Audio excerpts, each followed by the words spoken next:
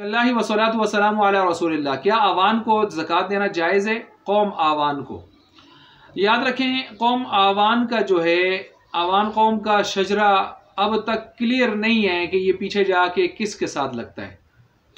कुछ हजरात ने ये मशहूर किया है और ये मशहूर है काफ़ी हद तक कि इनका शजरा हज़रत मोहम्मद बिन हनफिया के वास्ते से जाकर हज़रत अली रज़ी अल्लाह तआला अन्हु की औलाद से लगता है, क्योंकि मोहम्मद बिन हनफिया उनके बेटों में से एक बेटे थे।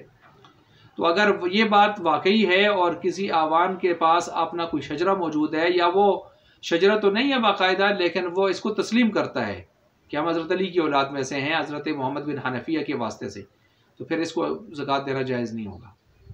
लेकिन अगर कोई आवान इस चीज़ को नहीं बयान करता, न शजरा दिखाता है, न शजरा उसके पास मौजूद है, न वो इसका कायल है, तो फिर ऐसी सूरत में उस आवान को ज़कात दी जा सकती है। अब देखें, चूँकि ये हुक्म इस वजह से मुतरद्दिद है कि यहाँ पर उनका शजरा का पीछे मंबा जो है ना, वो हतमी और यकीनी और कन्फर्म नहीं है।